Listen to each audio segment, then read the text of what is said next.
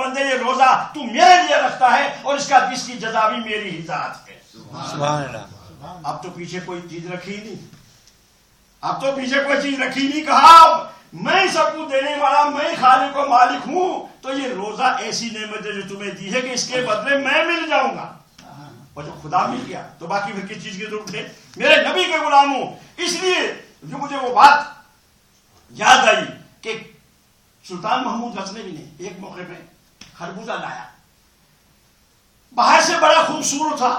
اب ہر چیز جو باہر سے خوبصورت بڑی چمک دمک ہو تو یہ تو یہ اندر سے چمک دمک ہوگی. خربوزہ لایا, ایاز سے بڑا پیار تھا. تو سلطان محمود غزنوی نے کہا ذرا ایاز دیکھ خربوزہ کیسا ہے. اب وہ پھاٹ کرتے جا رہے ہیں اور کاٹ کاٹ کے کھاتے جا رہے ہیں, بڑے مزے لے لے کے. ایاز بڑے مزے لے لے کے کھا رہا ہے تو بادشاہ سمجھ رہا ہے کہ واہ کتنا میٹھا ہے, یہ کھا رہا ہے.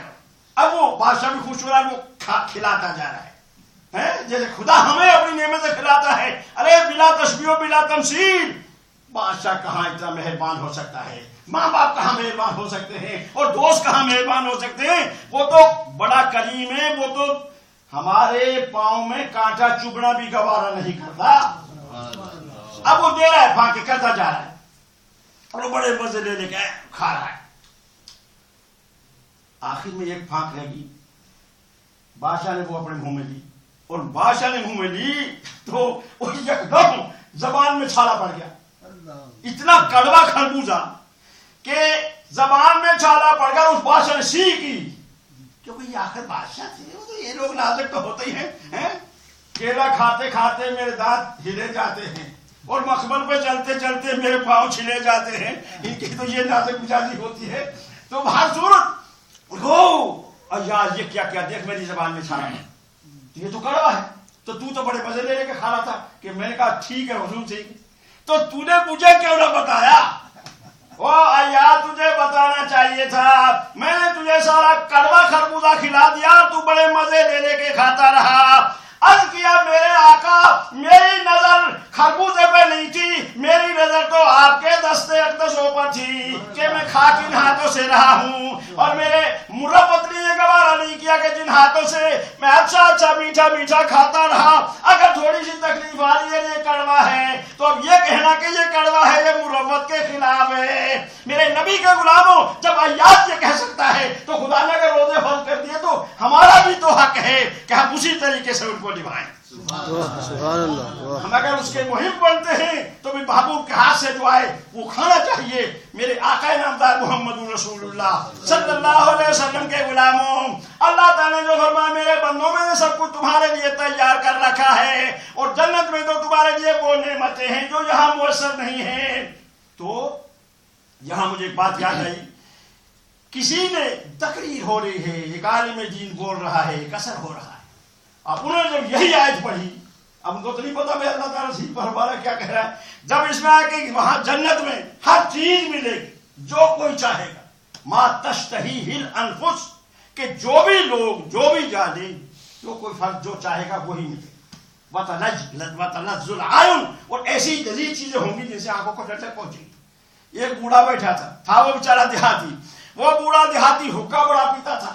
حقہ پیتے پیتے ہاتھ اس کے زرد ہو گئے مہندی کی طرح. کہا مولوی صاحب وت اوتے حقی مل سی, میرے کو حقی دا بڑا عشق, میں اس کے بغیر رہ نہیں سکتا. مولوی صاحب حقی ملے گی, تو مولوی صاحب نے فوراً جواب دیا, پھر بدین جواب دیا, بابا کیوں نہیں ملے گی؟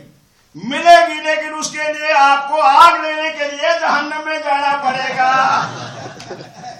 ملے گی تو صحیح کہ جو چیز بھی چاہو گے, لیکن اتنا پورا مجمع وہ جناب حشاد بشاد ہو گیا کہ یہ کیسا پھر بدی جواب دیا ہے. چونکہ جہاں سائل ہوتے ہیں میرے مجیب بھی ایسے اچھے ہوتے ہیں, تو میرے نبی کے غلاموں, اب اس نے بابے حقی, اس کو حقی کا شوق تھا, تو انہوں نے کہا کہ بابا وہاں حقی, وہاں تو وہ چیزیں بھیا کہاں حقیوں کی خواہش رہے گی, کہاں وہاں تو وہ چیزیں ہوں گی کہ وہاں نہ کوئی غم ہوگا اور نہ ہی کوئی خوف ہوگا. جیسے اللہ نے فرمایا الا ان اولیاء اللہ لا خوف علیہم ولا هم يحزنون، ان پر کوئی خوف بھی نہیں اور ان پر کوئی غم بھی نہیں. کبھی آپ نے سوچا ہوگا دو لفظ آئے ایک بھی کافی تھا کہ وہاں کوئی خوف اور کوئی غم نہیں، يحزنون آ جاتا. دو لفظ لیے فرمائے یہ لفظ، یہ بات سمجھ لو، ایک ہوتا ہے خوف اور ایک ہوتا ہے غم. خوف کہاں ہوتا ہے کہ ہمیشہ غم، جو خوف ہوتا ہے یہ معاد پر ہوتا ہے، خوف معاد پر ہوتا ہے اور غم مافات پر ہوتا ہے. اب یہ آت اور مافات کا مفہوم تو نہیں سمجھے جو اہل علم وہ تو سمجھ رہے ہیں. یعنی ہمیشہ خوف جو ہوتا ہے یہ آنے والی چیز پہ ہوتا ہے کہ یہ چیز فلاں چیز ایسے ہوگی بھائی یار ایسا نہ ہو جائے، فلاں چیز نہ ہو جائے، اس پہ خوف ہوتا ہے. اور غم کس پہ ہوتا ہے؟ جو چیز گزر جائے، گزری ہوئی چیز کو ہو میں اگر ایسا نہ کرتا تو آج ایسا نہ ہوتا. جیسے کہ جب گناہ گاروں کو دھکے پڑ جائیں گے کہ زندگی ساری ایسے گزار دی، کیونکہ زندگی ملی کیوں ہے؟ یہ تو کچھ کرنے کے لیے ملی ہے، اس کی یاد کے لیے ملی ہے. یا تو سودے کے لیے آئے ہیں، یا دنیا میں ایسے تو نہیں آئے ہم، یا کچھ کرنے کے لیے آئے ہیں. میرے نبی کے غلاموں علامہ رومی نے یہ بات کہی کہ زندگی آمد برائے بندگی، زندگی بے بندگی شرمندگی. کہ زندگی تو اس لیے ملی ہے کہ اس میں بندگی کریں، اس کی عبادت کریں، اس کو راضی کریں. اس لیے نہیں ملی کہ یہاں شرمندگی حاصل ہو. میرے نبی کے غلاموں یہ اس طرح دیکھ لیجئے کہ ماں نے بچے کو کہا بیٹا یہ کانا لے جا اور تیل لے آ. وہ ایک چھوٹا سا مٹی کا برتن ہوتا ہے وہ لے کے گیا چھوٹا سا، اور دکاندار کو آنا دیا اور کہا بھائی یہ تیل دے دے ایک آنے کا.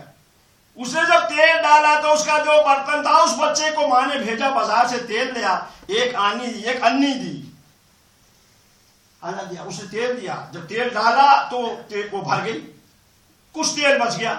اس نے کہا ارے بھائی یہ تیل کچھ بچ گیا تو اس کو کہاں ڈالوں؟ بچے نے الٹا کے کہا کہ یہاں ڈال دو.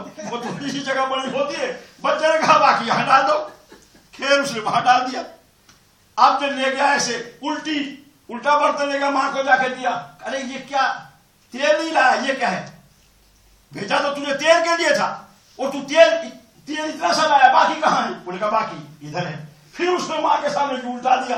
اب جو پہلا لیا تھا وہ وہاں اٹھا آیا اور جب ایسے کیا تو جو نیچے تھوڑا سا تھا وہ بھی گر گیا. تو میرے نبی کے غلاموں حقیقت یہ ہے کہیں ایسا نہ ہو کہ جب ہم دنیا میں آئے ہیں تو یہاں کچھ کرنے کے لیے آئے ہیں، کیونکہ زندگی آمد برائے بندگی، زندگی بے بندگی شرمندگی. اب چونکہ 5 منٹ رہ گئی آپ کی سنتوں کے لیے انشاءاللہ یار زندہ صحبت باقی ہے، آپ کے ساتھ رہیں گے، پھر سنتے رہیں گے مولانا کا بیان. آخر دعوانا الحمدللہ.